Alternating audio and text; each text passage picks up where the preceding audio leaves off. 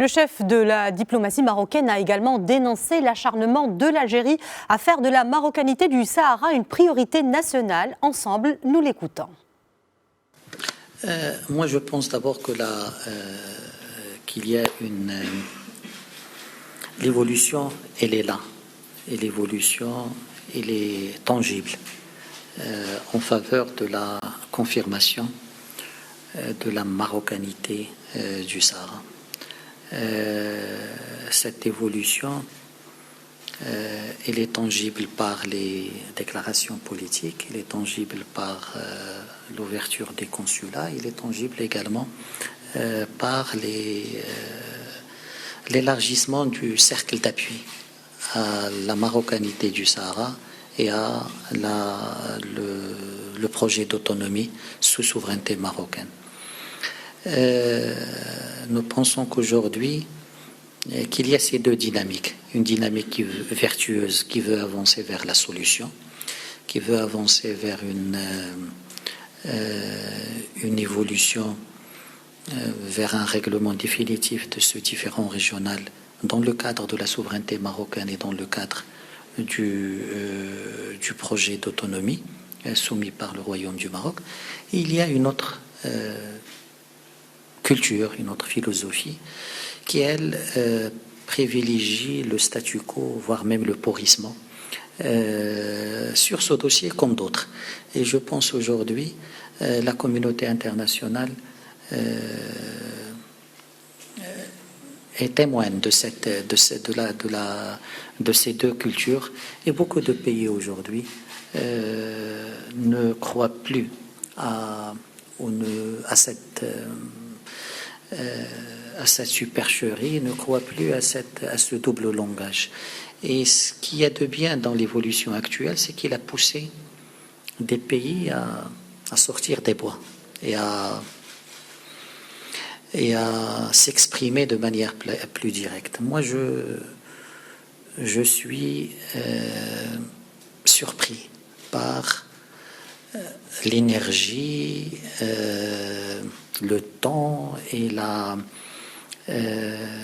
que consacre l'Algérie à la question du Sahara marocain. C'est presque devenu la question nationale prioritaire de l'Algérie.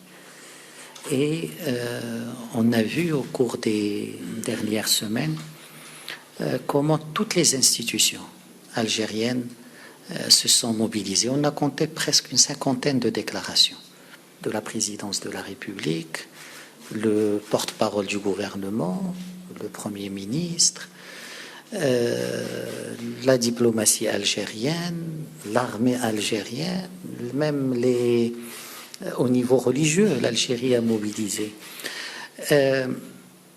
C'est une contradiction entre un discours qui présentait ce pays comme un pays observateur, un pays neutre, un pays qui ne défend que des principes, une réalité où on voit la question du Sahara marocain placée comme la cause nationale algérienne. Et on a vu des termes lorsque, au sein du Parlement, un ministre demande aux Algériens ou appelle les Algériens à l'unanimité nationale autour de la question du Sahara. Lorsqu'on a vu un responsable algérien qui considère que les évolutions positives de la question du Sahara sont un réel motif de préoccupation et d'inquiétude pour l'Algérie. Et on a vu la question du Sahara abordée par la diplomatie algérienne dans toutes les rencontres au cours des 2 derniers mois. Je pense qu'il y a, avec des communiqués officiels, on a vu des partis politiques se mobiliser, on a vu des prêches du vendredi consacrés à ce sujet. Je pense on a vu des groupes parlementaires, on a vu un parlement écrire à un chef d'État sur cette question. Ça doit interpeller d'abord l'Algérie. Est-ce que la question du Sahara marocain est la priorité des priorités de l'Algérie? plus que d'abord les questions qui concernent l'Algérie et les Algériens. Ça doit interpeller l'Algérie par rapport à cette contradiction entre un statut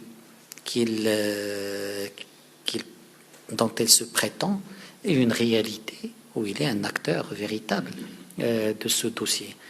Ça doit interpeller l'Algérie également par rapport à cette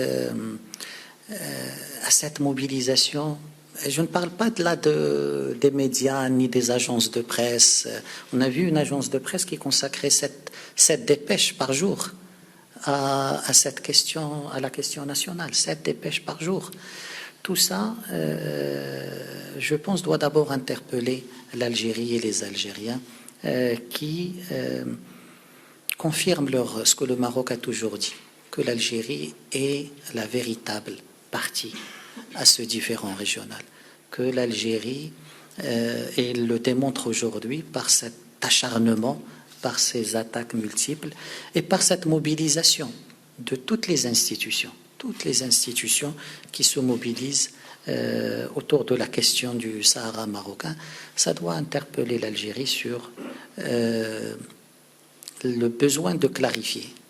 Et il l'a fait par ses déclarations, mais d'assumer les conséquences de ces déclarations en se positionnant comme la véritable partie à ce différend régional et d'en tirer les conséquences dans le processus onusien et dans la recherche de la solution à ce différend régional.